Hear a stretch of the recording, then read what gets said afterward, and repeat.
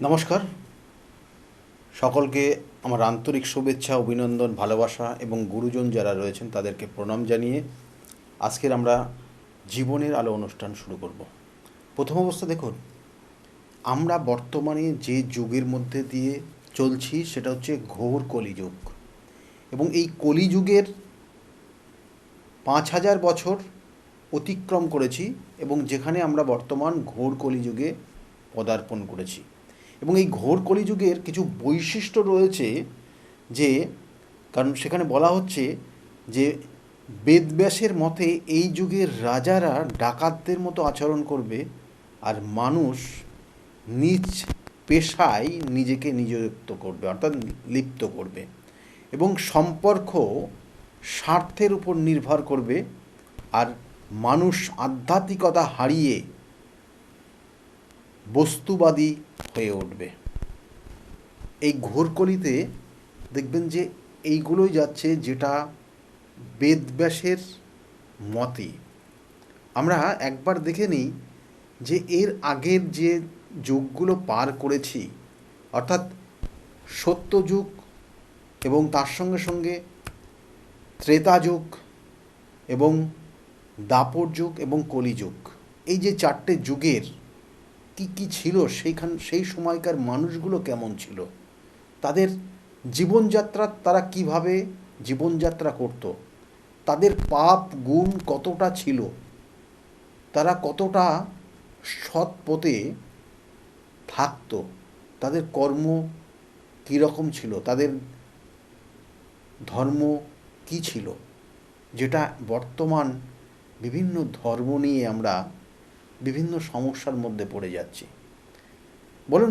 বলছে যে সত্যযুগ প্রথম যুগ, এবং এই সত্যযুগ বৈশাখ মাসের শুক্লাপক্ষের তৃতীয়া তিথিতে রবিবারের দিন থেকে এই যুগের উৎপত্তি হয়, এবং এর পরিমাপটা ছিল, অর্থাৎ এর যে সময়কালটা সেটা ছিল 17,28,000 বছর। এবং এই সময় যে অবতার, বিষ্ণুর যে অবতার ছিল, এখানে 4টে অবতার, বিষ্ণুর 10 অবতারের মধ্যে 4 অবতারের এই সত্যযুগে কিন্তু আবির্ভাব হয়। এবং এই 4টে অবতার কী কী ছিলেন বলছে, প্রথমে ছিল মৎস্য, তারপরে হলো কূর্ম, তারপরে হলো বরাহ, এবং তারপরে হচ্ছে কি না নরসিংহ। কারণ নরসিংহ এবং কূর্ম এগুলোর সঙ্গে আপনারা খুব ওতপ্রোতভাবে জড়িয়ে বিভিন্ন ধরনের বিভিন্ন কাহিনী রয়েছে। কারণ কূর্ম অবতার অর্থাৎ কচ্ছপ রূপ ধারণ করে যখন দেবতারা এবং রাক্ষসকুল সম্পূর্ণ শ্রীহারা হয়ে গেছিল, এবং তারা যৌথ উদ্যোগে সেই শ্রীহারার থেকে নিজেকে, মানে সেই পাপ থেকে বেরোনোর জন্য, কারণ কী জন্য হয়েছিল তার অনেক ব্যাখ্যা রয়েছে, কিন্তু সেই জায়গার থেকে তারা বেরিয়ে এসে যাতে আবার পুনরায় তাদের সেই আগের জীবনযাত্রা চালাতে পারে, সেই রকমভাবে তার জন্য তারা সিদ্ধান্ত নিয়েছিল যে সমুদ্র মন্থন করব। এবং এই সমুদ্র মন্থনে যে 14টা রত্ন উঠে এসেছিল, তার সঙ্গে সঙ্গে স্ত্রীকেও তারা কিন্তু পেয়েছিল, যেটা লক্ষ্মী। এবং এখানে কচ্ছপরূপী বিষ্ণু, অর্থাৎ কূর্মরূপ ধারণ করে বিষ্ণু সেই দেবতা এবং রাক্ষসদের, বা দেবতারা এবং অসুরদের যে সমুদ্র মন্থনে সহযোগিতা করেছিল। এবং এখানে তার সঙ্গে সঙ্গে রয়েছে নরসিংহদেব। কারণ এই যে আগামী হোলি উৎসব, আপনারা জানেন যে এই হোলি উৎসবের হোলিকা দহন যেটা হয়, সেই নির্দিষ্ট দিনে কিন্তু নরসিংহদেব তার কিন্তু আবির্ভাব হয়েছিলেন। তিনি কি করেছিলেন না, সেই হোলিকা দহে যে একটা বিরল ঘটনা, সাংঘাতিক ঘটনা, যে নিজের সন্তানকে দাহ করার জন্য বা নিজের সন্তানকে খতম করার জন্য কী ধরনের পন্থা সেই নিজে নিয়ে এসেছিল সেই দানব, অর্থাৎ সে আর অন্য কেউ না, এখানে কিন্তু সেই হোলিকার নিজের দাদা। এবং সে তার যত ভক্ত ছিল তাদেরকে খুব শাসিয়ে রাখত এবং তাদেরকে বলা হয়েছিল কোনো রকমের কোনো দেবতা বা কোনো বিষ্ণু নাম স্মরণ করা যাবে না। কিন্তু তার নিজের সন্তান এই প্রহ্লাদ, সে কিন্তু বিষ্ণু নাম জপ করত এবং সেটাই ছিল তার কাছে সব থেকে ভয়ানক একটা কঠিন বিষয়। এবং সেই কারণে তার সন্তানকে শেষ করে দেওয়ার জন্য প্ল্যানিং করেছিল তার নিজের বোন, যে কিনা অগ্নির থেকে, অর্থাৎ অগ্নিতে তার কোনো কিছু হবে না সেই বর পেয়েছিল, এবং সেই বরের সুবাদে সেই বোনের মাধ্যমে তার নিজের সন্তানকে অগ্নির মধ্যে দাগ্ধ করা বা পুড়িয়ে মারার চেষ্টা করেছিল। কিন্তু আলটিমেটলি সেটা সম্পূর্ণ হয়নি। সেই সমস্যা, অর্থাৎ যে উদ্দেশ্য নিয়ে সেটা করতে চেয়েছিল সেটা তো সফল হয়নি, বরঞ্চ তার নিজের বোন হোলিকা সে কিন্তু দগ্ধ হয়ে মারা গেছিল, কারণ সে শুধুমাত্র তার যে শর্ত ছিল সেই বরের সেই শর্ত ভঙ্গন করেছিল। এবং এদিকে সেই রাজার হিরণ্যকশিপুর, সে কিন্তু বর পেয়েছিল, যে বরের কারণে তাকে দিনের বেলা মারা যাবে না, রাত্রে মারা যাবে না, কোনো পুরুষ মারতে পারবে না, কোনো নারী মারতে পারবে না, এবং কোনো অস্ত্রের আঘাতেও তাকে কোনো রকমের ক্ষত করা যাবে না। এবং যখন ওই প্রহ্লাদ যখন অগ্নির মধ্যে থেকে সেই বিষ্ণুর আশীর্বাদে বেরিয়ে আসলো বাইরে এবং সজ্ঞানে সুস্থভাবে, তারপরে কিন্তু সেখানে নৃসিংহদেবের অবস্থান হলো। যে নৃসিংহদেব, তার মধ্যে মানুষ রূপ এবং তার মধ্যে সিংহর রূপ রয়েছে।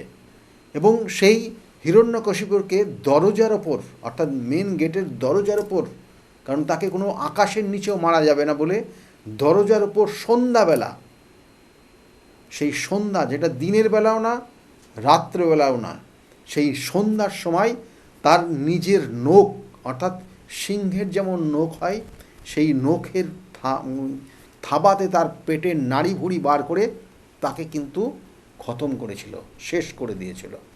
এবং সেই অবতার হচ্ছে নৃসিংহদেব। কারণ এই নির্দিষ্ট এই হোলিকা দাহ খুব গুরুত্বপূর্ণ রয়েছে। আমি বিভিন্ন ধরনের বিষয় নিয়ে বলেছি এবং কি করলে আপনারা ভালো ফল পাবেন সেগুলো আপনারা ইউটিউব চ্যানেলে গেলেই আপনারা পেয়ে যাবেন। দেখুন, এর সঙ্গে সঙ্গে বলা হচ্ছে যে সেই সময় যে শাসক ছিলেন, অর্থাৎ এই সত্যযুগের যিনি শাসন করেছিলেন, সেই শাসক হিসাবে বলি, বেন এবং মান্ধাতা, পুররবা এবং ধূম্রমান এবং বীর্য অর্জুন, এরা কিন্তু সেই সময়কাল শাসন করেছিলেন। এবং শুধু পুণ্যই ছিল এই সময়, কোনো পাপ কাজ ছিল না। সত্যযুগের সঙ্গে এই ঘোর কলিযুগের কতটা ডিফারেন্স বুঝতে পেরেছেন? এখন পাপ কাজ বেশি করলে তার নাম যশ বেশি হয়, আর আগে ছিল শুধুমাত্র পুণ্যই তখন সর্বদাই সর্বসর্বা, কোনো পাপের বিষয় তখন কিন্তু ছিল না। এবং প্রাণ ছিল মজ্জায়, অর্থাৎ প্রাণ তাদের একটা নির্দিষ্ট আঙ্গিকে ছিল, এবং তাদের মৃত্যুটাও ছিল ইচ্ছাধীন। যখন যে মনে করছো সে মৃত্যুবরণ করতে পারত। তাদের মুখের বাণী ছিল অমৃত এবং সেটা অনেক কিছু শিক্ষণীয় ছিল। সোনার পাত্রে তারা ব্যবহার করত খাদ্য হিসাবে, অর্থাৎ পাত্রটাকে তারা সোনার পাত্রে খাবার গ্রহণ করত। এবং বেদ ছিল সেই সময়, বলা হচ্ছে সামবেদ, তখনকার সেই যুগের সামবেদ কিন্তু ছিল। এবং তীর্থ ছিল পুষ্কর তীর্থ, অর্থাৎ সেখানকার সেই সময়কার যে তীর্থস্থান ছিল সেটা হচ্ছে পুষ্কর। এবং এই সময় যে নাম জপ করা হতো সেটা হচ্ছে নারায়ণের নামই জপ করা হতো। এই নারায়ণের নাম জপ করে তারা কিন্তু এই সত্য যুগটা পার করেছিল, যে যুগটার টোটাল সময়কাল ছিল 17,28,000 কিন্তু বছর। তারপরে যে যুগ শুরু হয়েছিল সেটা হচ্ছে ত্রেতা যুগ। এই ত্রেতা যুগ খুব গুরুত্বপূর্ণ, কারণ প্রত্যেকটা যুগ তার নিজের আস্তে আস্তে আস্তে আস্তে পরিবর্তন নিয়ে এসেছিল। এই ত্রেতা যুগ শুরু হয়েছিল কার্তিক মাসের শুক্লাপক্ষের নবমী তিথিতে সোমবারের দিন, এবং এই ত্রেতা যুগের যে পরিমাপ ছিল, যে বছর ছিল, সেটা হচ্ছে 12,96,000 প্রায় বছর এই যুগ ছিল। এবং এই যুগের পালনকর্তা ছিলেন বিষ্ণু, এবং তিনি এখানে 3 অবতারে তার রূপ দেখা যায়, অর্থাৎ 3 অবতার এখানে পরিলক্ষিত হয়েছিল। এবং কি কি বলা হচ্ছে, প্রথম অবতার হচ্ছে বামন, তারপরে হচ্ছে পরশুরাম, তারপরে হচ্ছে রাম। অর্থাৎ এই ত্রেতা যুগের বিষ্ণুর 3 অবতার, যেটা আপনারা আজকে রামচন্দ্র দেখেন বা শোনেন, বা বিভিন্ন ক্ষেত্রে মন্দির প্রতিষ্ঠাতা হয়েছে, বিভিন্ন ক্ষেত্রে আমরা তাদেরকে স্মরণ করি। এবং তার সঙ্গে সঙ্গে তার আগে ছিলেন পরশুরাম, তার আগে ছিলেন বামন। অর্থাৎ এগুলো প্রত্যেকটাই বিষ্ণুর কিন্তু অবতার।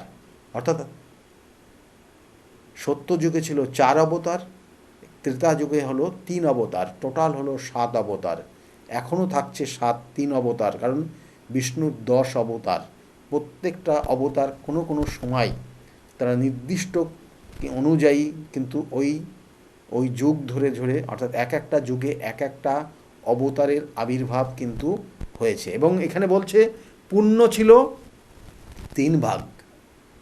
অর্থাৎ সেই সময়কার মানুষ, সেই সময়কার যারা বসবাস করত, সেই সময়কালটা যারা কাটিয়েছে, তাদের মধ্যে পুণ্যর ভাগ ছিল 3 ভাগ, আর 1 ভাগ ছিল পাপের ভাগ। অর্থাৎ মানুষ সত্যযুগ থেকে কিছুটা নেমে গেল।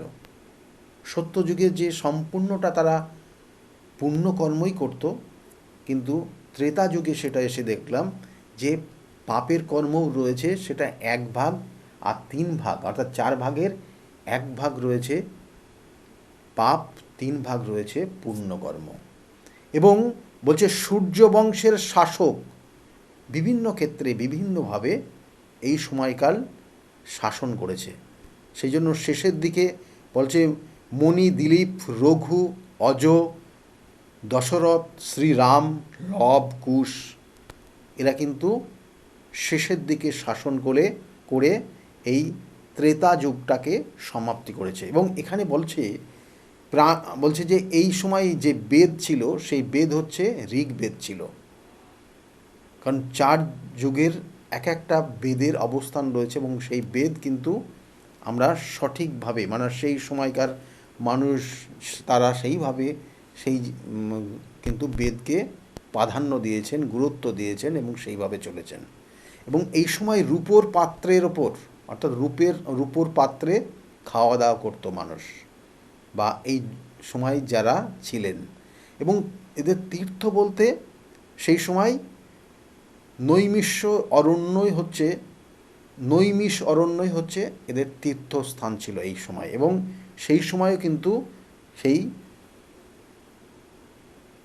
নারায়ণের নাম স্মরণ করা, বিষ্ণুর নাম স্মরণ করাই কিন্তু এই যুগের মেন পাপ থেকে মুক্ত পাওয়ার, পূর্ণ কর্ম করার একমাত্র লক্ষণ ছিল। এবং এরপরে যে যুগ আসলো সেটা হচ্ছে খুব ইম্পর্টেন্ট, দাপর যুগ। অর্থাৎ এই দাপর যুগ ভাদ্র মাসের কৃষ্ণপক্ষের ত্রয়োদশী তিথিতে বৃহস্পতিবারের দিন দাপর যুগ শুরু হয়েছিল। এবং এই যুগের যে সময়কালটা ছিল 8,64,000 বছর প্রায়। অবতারের সংখ্যা এখানে শ্রীকৃষ্ণ এবং বুদ্ধ। অর্থাৎ এই বিষ্ণুর যে অবতারগুলো, এখানে 2টো অবতার দেখা যায়। এবং এই অবতারের বলছে এখানে পাপ কর্ম হচ্ছে অর্ধেক, আর পুণ্যকর্ম অর্ধেক, 4 ভাগের অর্ধেক।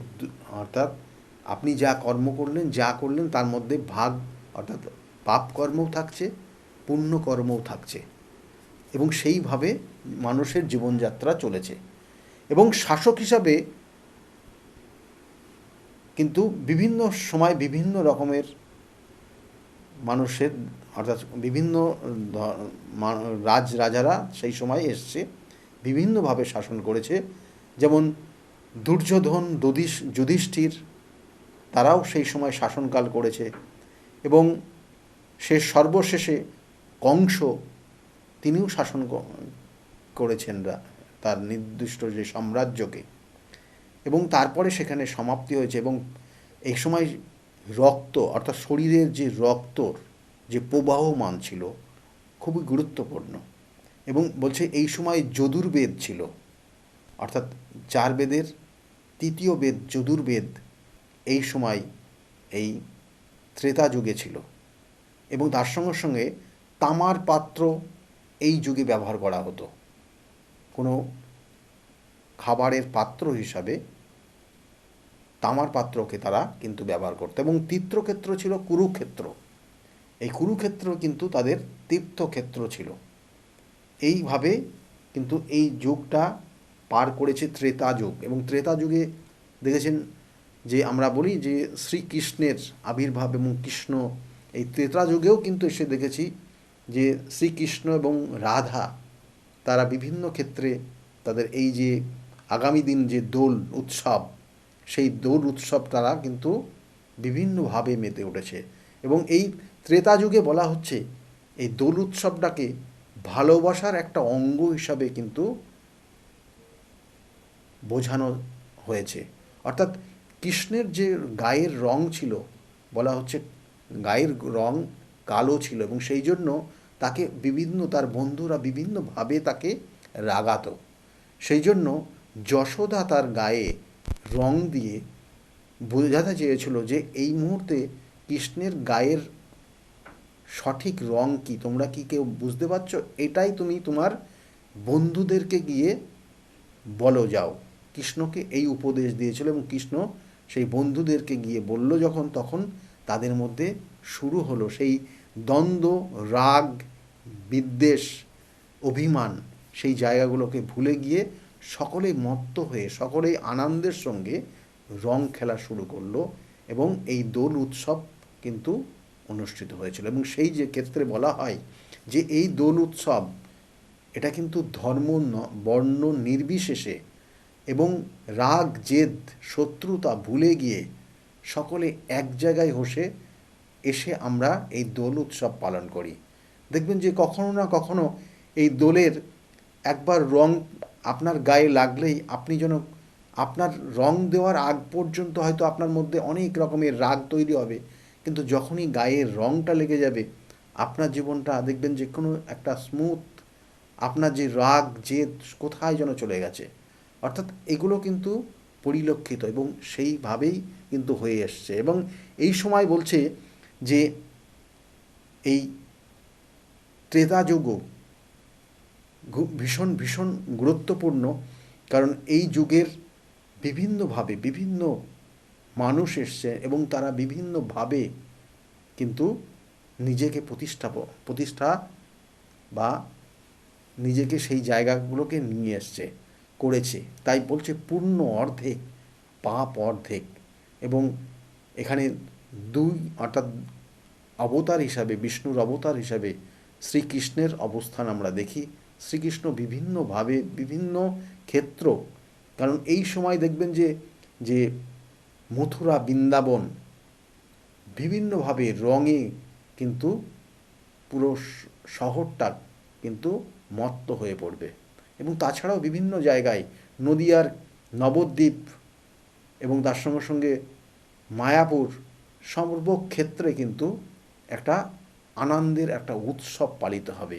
এবং এটা দেখবেন ছোট ছোট বাচ্চারাও এই সময় এই আনন্দ উৎসবে মত্ত হয়ে পড়ে। এবং এরপরে যে যুগ শুরু হয়েছে সেই যুগ কলিযুগ, খুব গুরুত্বপূর্ণ, যে যুগের মধ্যে দিয়ে আপনি 5 বছর অতিক্রম করে চলে এসছেন। অর্থাৎ যে যুগটা অলরেডি 5 বছর অতিক্রম করেছে, এখনও দেরি আছে। কারণ এই কলিযুগ 4,32,000 প্রায় বছর সময়কাল ধরে চলবে। এবং এই যুগ শুরু হয়েছিল মাঘ মাসের শুক্লপক্ষের পূর্ণিমা তিথিতে, এবং শুক্রবারের দিন এই কলিযুগের উৎপত্তি হয়েছিল। এবং এখানে পূর্ণ 1 ভাগ 4 ভাগের মধ্যে, আর পাপ কর্ম 3 ভাগ। আর এই সময় যিনি অবতার তিনি হচ্ছেন কল্কি, আর বিষ্ণুর শেষ অবতার, দশম অবতার কল্কি। মানুষের আয়ু 120 বছর এই কলিযুগে বলা হয়েছে, কিন্তু সেই 5000 বছর অতিক্রম করতে করতে ধীরে ধীরে ধীরে ধীরে মানুষের বয়স কমতে থেকেছে। এখন দেখবেন 70, 80, খুব জোর 90, কারণ ওই 120 বছর শুরুকালেই কলিযুগের ছিল, কিন্তু এখন আর নেই। যত সময় পার করবে, অর্থাৎ এখন আপনি এই কলিযুগে 5000 বছর কলিযুগ শেষ হয়ে গেছে, যত নিচের দিকে নামবে অঘোর অর্থাৎ ঘোর কলিযুগ শুরু হয়ে গেছে। এবং এই ঘোর কলিযুগে বলছে নিজের হাতের 3.5 হাত, নিজের শরীরের আয়তন অর্থাৎ মাপ, এবং এখানে তীর্থস্থান হচ্ছে গঙ্গা, এবং সব পাত্র এই সময় খাওয়া যায়। অর্থাৎ আপনি মাটির পাত্রে খেতে পারবেন, আপনি কাঁসার পাত্রে খেতে পারবেন, আপনি তামার পাত্রে খেতে পারবেন, লোহার পাত্রে খেতে পারবেন, কি পাবেন না বলে সর্বপাত্রে আপনি খেতে পারবেন, এবং সর্বক্ষেত্রে আপনি পাপ করবেন, পুণ্য করবেন 1 ভাগ। এটা এখানে। এবং ধর্ম আস্তে আস্তে ধর্মটা সংকুচিত হয়ে যাবে, এবং মানুষ হয়ে যাবে তপস্যাহীন। মানুষের মধ্যে ভাবনা চিন্তার যে সময় পাবে না মানুষ, এবং তার সঙ্গে সঙ্গে সত্যর থেকে দূরে সরে যাবে এবং অসত্যকে আঁকড়ে ধরবে মানুষ। এই কলিযুগের যেগুলো আজকের লেখা না, বহু আগে লেখা, সেগুলোই দিনের পর দিন রূপান্তরিত হচ্ছে এবং সেইভাবেই চলছে। রাজনীতিতে কুটিল প্রকৃতির মনোভাব তৈরি হবে, এবং শাসক হয়ে যাবে ধনী এবং লোভী, এবং ব্রাহ্মণ তারা শাস্ত্রহীন হয়ে পড়বে। ব্রাহ্মণ সম্প্রদায় যাদের বিভিন্ন ক্ষেত্রে বিভিন্ন শাস্ত্রজ্ঞ জ্ঞান থাকা উচিত, সেই জ্ঞানের জায়গাটা লোপ পাবে, এবং এরা পরস্ত্রীগত হয়ে পড়বে। অর্থাৎ এই সময়কার মানুষ তারা পরস্ত্রীগত হয়ে পড়বে। পাপের ঘোড়া ধীরের পর দিন পূর্ণ হবে, তারপরে তার জীবন নাশ হবে, এবং সৎ মানুষের এই সময় কষ্ট বৃদ্ধি পাবে এবং দুষ্টের প্রভাব বেড়ে যাবে। তারা এই সময়কাল নিজেকে প্রতিষ্ঠাবান বলে মানবে। এইভাবে কিন্তু এই যুগটা ধীরে ধীরে সমাপ্তির দিকে যাবে, এবং এই যুগের মেন যে ব্রহ্ম নাম সেটা হচ্ছে হরে কৃষ্ণ কৃষ্ণ কৃষ্ণ হরে হরে, হরে রাম রাম রাম হরে হরে। এই নামেই হচ্ছে ব্রহ্ম নাম। এই নাম জপ করলে আপনার ব্রহ্ম লাভ হবে। এবং এর সঙ্গে সঙ্গে বলা হচ্ছে যে দেখুন, প্রত্যেকটা যুগ যেমন বললাম তার নির্দিষ্ট সময়কাল বললাম, কিন্তু বর্তমান আপনি এই মুহূর্তে এই কলিযুগের 5000 বছর পার করে ধীরে ধীরে ঘোর কলির দিকে যাচ্ছেন। এই সময় এবং এর পরবর্তী সময় আরও পাপের জায়গা বেড়ে যাবে।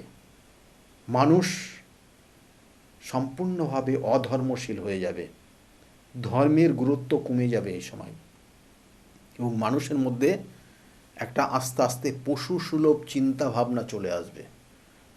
এগুলো আমি বলছি না, এগুলো আগের থেকে লিপিবদ্ধ এবং সেইভাবেই ঘটছে।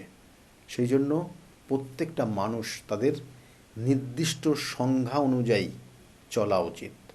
আমি আবার বলছি, মানুষের মধ্যে দ্বন্দ্ব ভুলে গিয়ে আস্তে আস্তে ভালো জায়গা, এই যে বিভিন্ন যে অনুষ্ঠান, বিভিন্ন যুগের বিভিন্ন অনুষ্ঠান, আমরা সেইগুলোর মাধ্যমেও কিন্তু আমরা নিজেকে সঠিক পথ দেখাতে পারি। এই যে 1 ভাগ যে পুণ্য, আপনি যদি সেটাও সঠিকভাবে করতে পারেন, তাহলেও আপনার পরবর্তী জন্ম, পরবর্তী স্থান, পরবর্তী আয়ুকাল ভালো হবে। কারণ আমি বারবার বলি, আপনি যে কর্ম করবেন সেই কর্ম অনুযায়ী আপনি জীবনের ফল পাবেন, এবং পরবর্তী জন্মে আপনি সেই কর্ম অনুযায়ী ভোগ করবেন। যদি ভালো কর্ম করেন অর্থাৎ ওই 3 ভাগ পাপ কর্ম, 1 ভাগ সৎকর্ম। এই সৎকর্মটাও যদি আপনি ভালোভাবে করেন, পাপ কর্ম থেকে বিরত থেকে, বা আপনি পারবেন না, কারণ বলা হচ্ছে জ্ঞানত বা অজ্ঞানত আপনি কখনো না কখনো পাপ কর্ম করবেই। আর এই পাপ কর্ম যত বেশি করবেন আপনি, তার জন্য শনির 7.5 প্রভাব আপনাকে তার সাজা দিয়ে যাবে। তার জন্য আপনার ক্ষেত্রে অর্থাৎ দুরবস্থাও তৈরি হবে। সেই জন্য চেষ্টা করবেন জ্ঞানত বা অজ্ঞানত মানুষকে কিছু উপকার করা, দান করা। এবং এই কলিযুগে আপনি যত দান করতে পারবেন তাতে আপনার কর্মফল ভালো হবে এবং পাপ কর্ম থেকে কিছুটা পুণ্য কর্মের দিকে আপনি যেতে পারবেন, যেটা পরবর্তী জন্মে আপনার ক্ষেত্রে শুভ ফল পাবে। যাই হোক, আমি বারবার বলি যে গ্রহ নক্ষত্রের অবস্থান, 27টা নক্ষত্র, 12টা রাশি, 9টা গ্রহ সমন্বয়ে 360 ডিগ্রির মধ্যে যে অবস্থান করে আপনার জন্মছকের কানেকশান, যেটা আপনি আপনার জীবনে কতটা ভালো জায়গা পাবেন, কতটা খারাপ জায়গা করবেন, কত আপনার শত্রু তৈরি হবে, কোন জায়গায় আপনার অ্যাচিভমেন্টে বাধা তৈরি হবে, আপনার জীবনটা কেমন হবে, প্রত্যেকটা তার কানেকশান দেয়। কখনো কখনো বহু মানুষ ব্যর্থ হয়। ব্যর্থতাই একমাত্র জীবন না, কিন্তু ব্যর্থতা আসলেও সেখান থেকে আপনি ওভারকাম করে আপনার যে লক্ষ্য রয়েছে সেই লক্ষ্য পৌঁছানোই মেন উদ্দেশ্য প্রত্যেকটা মানুষের। তাই আপনি কোথাও বাধা পেলে জানবেন আপনার ক্ষেত্রে গ্রহগত কোথাও না কোথাও কোনো সমস্যা নাই, শত্রুতার কারণে আপনার জীবনের সমস্যা তৈরি হয়েছে। তার সঠিক প্রতিকার প্রতিবিধান আছে। আমি বারবার বলি, সঠিক প্রতিকার, সঠিক প্রতিবিধান, সঠিক গাইডলাইন জীবনকে পরিবর্তন করতে পারে। বিগত দিনে বহু মানুষ তাদের প্রতিকার প্রতিবিধান নিয়ে আজকের জায়গায় ভালো রয়েছে। শুনতে থাকুন তাদের মুখের কথায়, অর্থাৎ তারা একসময় কী অবস্থায় এসছে, আজকের জায়গায় কতটা ভালো রয়েছে তারা, তাদের মুখ থেকে শুনুন। আর আগামী দিনগুলো প্রত্যেকের খুব শুভ হোক, প্রত্যেকে খুব আনন্দে থাকুন, ভালো থাকুন, জীবনের সাকসেস জায়গায় যান, এই শুভকামনা রইল। নমস্কার। ডক্টর গৌতম শাস্ত্রী আর 5 জন অ্যাস্ট্রোলজারের থেকে কেন তিনি আলাদা? স্বাভাবিকভাবে আপনাদের মনে এই প্রশ্ন আসতেই পারে। দূর দূরান্ত থেকে নানান সমস্যায় জর্জরিত মানুষ ছুটে আসে তার কাছে। গ্রহদোষ হোক কিংবা কাল সর্পদোষ, অথবা ধরুন মাঙ্গলিক দোষ কিংবা অন্য যে কোনো সমস্যা, তারা জানেন সব সমস্যা স্থায়ী সমাধানে এক এবং অদ্বিতীয় ডক্টর গৌতম শাস্ত্রী। চলুন আজ আপনাদের সাথে পরিচয় করিয়ে দিই এমন কিছু মানুষের এবং শুনে নিই তাদের কথা। আমার বাবা 2021 সালে প্রথমবার স্যারের কাছে আসেন, আর মানে বাবার ব্যাপারে যে প্রেডিকশনগুলো করা হয়, মানে প্রত্যেকটা প্রেডিকশন প্রচণ্ড অ্যাকিউরেট ছিল। তারপরে তো বাবার বিভিন্ন কাজে মানে স্যার হেল্প করেছেন, যেগুলোতে রেমিডি দিয়ে প্রত্যেকটা কাজই তারপর মানে খুব আমরা ফলও পেয়েছিলাম। তারপর মা আমায় নিয়ে আসে। আমার ব্যাপারেও স্যার যে প্রত্যেকটা প্রেডিকশন করে প্রত্যেকটাই এতটাই অ্যাকিউরেট ছিল, মানে অনেকটা অবাক করার মতোই অ্যাকিউরেট ছিল। আর মানে মনে হয়েছিল আরও আগে আসলেই ভালো হতো, আরও অনেক কিছু বেটার হতে পারতো। কিন্তু তারপরে যখন রেমিডি নেওয়ার পরে আর প্রচণ্ড অনেক রকম ফল পেয়েছি আমি, আমার মা, আমার বাড়িরও সবাই এসেছে, মানে সবাই অনেক ভালো ফল পেয়েছি। আর মানে স্যার শুধুমাত্র ফলের দিক থেকেই না, এখানে এসে পুজো দিয়ে স্যারের ব্যবহারও খুব ভালো। আর মানে প্রত্যেকটা জিনিসের ক্ষেত্রে তিনি মানে খুব অ্যাটেন্টিভ, খুব ভালোভাবে শোনেন, প্রত্যেকটা জিনিসে সেভাবেই সলিউশন দেয়। তো আমি এসে তো খুব ভালো ফল পেয়েছি। আপনারা যদি দেখে থাকেন আসবেন, মানে অবশ্যই ফল পাবেন। অনুপ চন্দ্র, আমি ডক্টর গৌতম শাস্ত্রী স্যারের সাথে বিগত 6 বছর ধরে মানে যোগাযোগে আছি। আমি যখন কলেজে স্টুডেন্ট ছিলাম তখন থেকে স্যারের কাছে কনসালটেশন নিই। পড়াশোনাতে ওনার গাইডেন্সের মাধ্যমে আমি বিটেক কমপ্লিট করি, তারপরে আরও কিছু পড়াশুনো করছি এখন। সাথে সাথে কেরিয়ারে ওনার প্রচুর গাইডেন্স পেয়েছি। ওনার গাইডেন্সের মতো আমি এখন একসাথে 3খানা ব্যবসা প্যারালালি রান করছি। 3টেই কিন্তু ইন্ডিয়ার বাইরে, নট অনলি ইন ইন্ডিয়া, 3টে ইন্ডিয়ার বাইরে। এখন একটা ছোট অ্যাচিভমেন্ট অ্যাচিভ করেছি। রিসেন্টলি আমি একটা গাড়ি কিনেছি, যেটা box wagon company 25 lakhs and অ্যাবাভের। পরবর্তীকালে বেশ কয়েকটা গোল আছে স্যার, ওই স্যারের গাইডেন্সের মাধ্যমে সেই গোলসের ওপরে আমি টাইম টু টাইম কাজ করছি। ওনার কনসালটেন্সিটা এতটাই ভালো কি আপনাকে উনি মান্থ টু মান্থ বলতে পারেন কি কোন সময়ে আপনি কিভাবে রিয়্যাক্ট করবেন, কিভাবে এক্সিকিউট করবেন নিজের কাজ। যদি আপনি সেই কাজগুলো সেই ওনার কথা অনুযায়ী আপনি যদি এক্সিকিউট করেন, ডেফিনেটলি আপনার গোলটাও টাইম মতো কমপ্লিট হবে। আর আমি সবাইকে এটাই বলবো, যদি আপনারা বিশ্বাস করে আসেন তবেই কিন্তু হবে। যদি বিশ্বাস থাকবে না থাকে তাহলে কিন্তু কোনো কিছু হবে না। আপনাকে সেই বিশ্বাসটা রাখতে হবে। নমস্কার, আমি শ্রাবণী দাস, আমি হালিশহর থেকে আসছি। স্যারের এখানে আমি খুব বেশি দিন আসছি না, তবে আমার ফ্যামিলির অনেককে নিয়ে আমি এখানে এসেছি। এখানে এসে স্যারের কাছ থেকে আমি অনেকভাবে উপকৃত হয়েছি। যেমন আমার এক কাজিন, ওর অফিসের কোনো প্রবলেম হচ্ছিল, ও কোনোভাবে স্মৃতি হচ্ছিল না অফিসের কোনো কাজের। স্যার বলেছিলেন যে ও পুরনো যেখানে কাজ করছে সেখান থেকেই ওর কাজ, আবার ওখান থেকে ওকে ডাকবে এবং সেখানেই ওর স্থিতি হবে, সেটাই হয়েছে।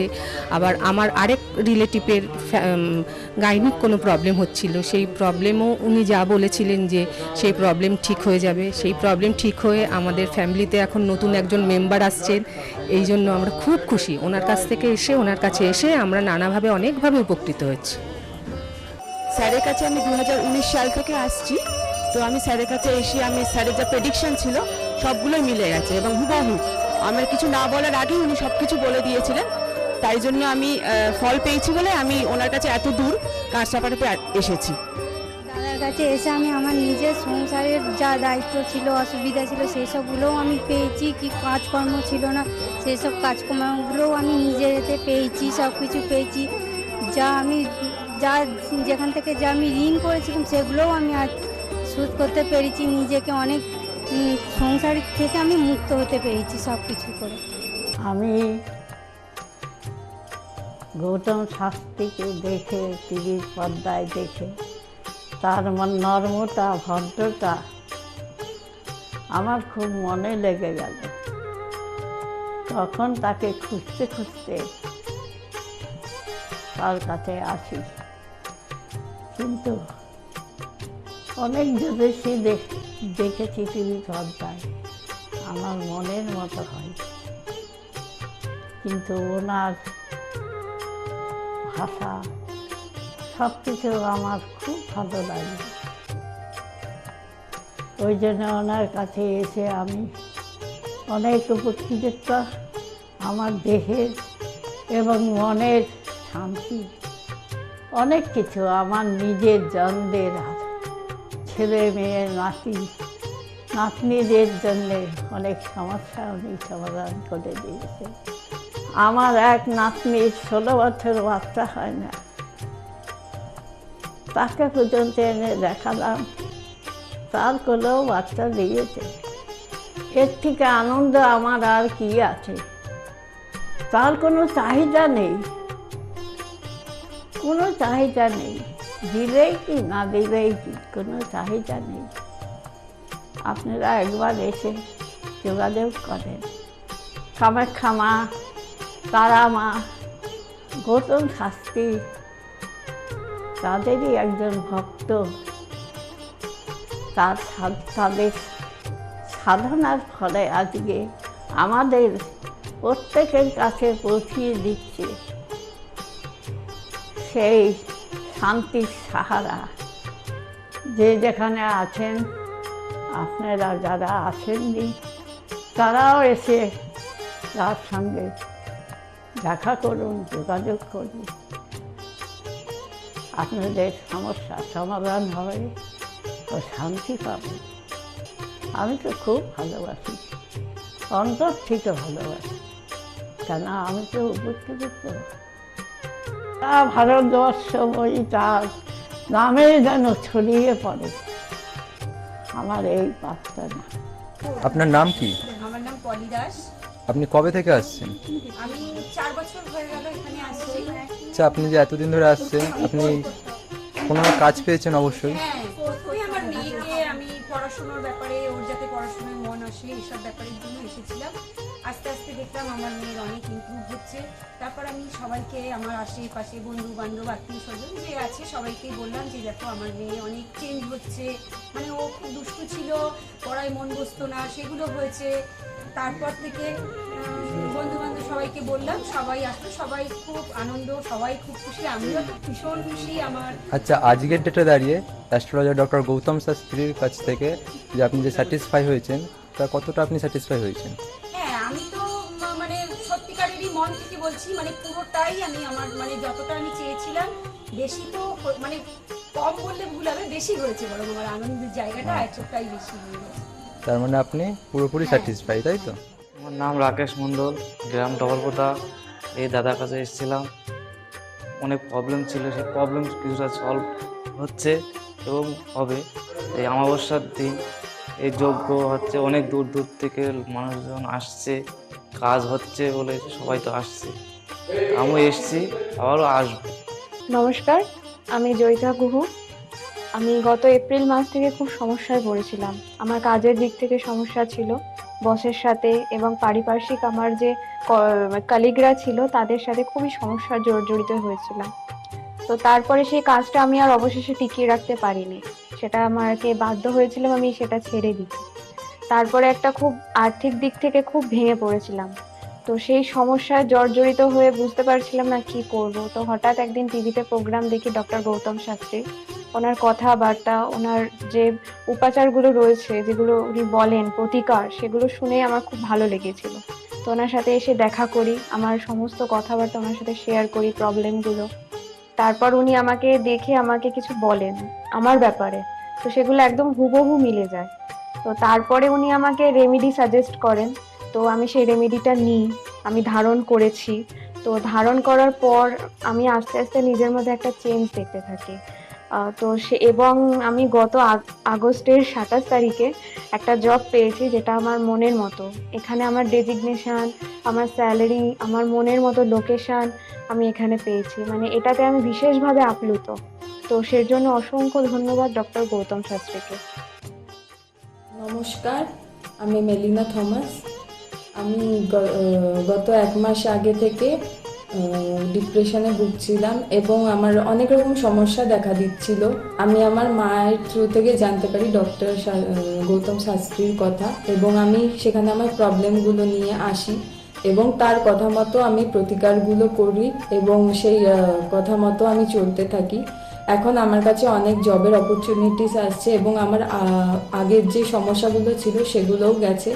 আমি সিলেকশন করছি কোন জবটা করব এবং যে কোনো একটা জব আমি সিলেক্ট করব। এবং আগেও আমি ডক্টর গৌতম শাস্ত্রীকে অনেক ধন্যবাদ জানাচ্ছি এই আমাকে এত কিছু করে দেওয়ার জন্য। এবং আপনারা চাইলে আপনারাও আসতে পারেন নিজেদের অসুবিধা নিয়ে এবং তার কাছে এসে সমস্যাগুলোর সমাধান করতে পারেন। আপনারা যদি তার কথা মতো চলেন, আপনারাও আমার মতো ভালো ফল পেতে পারেন। অ্যাস্ট্রোলজার ডক্টর গৌতম শাস্ত্রীর চেম্বারে আপনি কতদিন আসছেন? আমি প্রায় 2.5-3 বছর ধরেই এখানে মানে রেগুলারলি আসছি। মোটামুটি আমার যখনই অসুবিধা হচ্ছে আমি তখনই চলে আসছি। আপনি কোন চেম্বারে দেখিয়েছেন? আমি এখানকার কাছড়াপাড়া চেম্বারে। কাছাড়া চেম্বারে দেখিয়েছেন, মানে আপনি যে সমস্যাটা নিয়ে এসেছেন ওটা কি আপনার কিওর হয়েছে? হ্যাঁ, আমি প্রথমে যে সমস্যাটা, পড়াশোনার সমস্যা নিয়ে প্রবলেমে পড়ে ওনার কাছে এসেছিলাম, তা মোটামুটি আমার যত দিন যাচ্ছে ইমপ্রুভ হচ্ছে আস্তে আস্তে। না, আপনার কাজ হয়ে গেলেই মধ্যে এসেছেন, তাই তো? আমি হালিশহর থেকে এসেছি।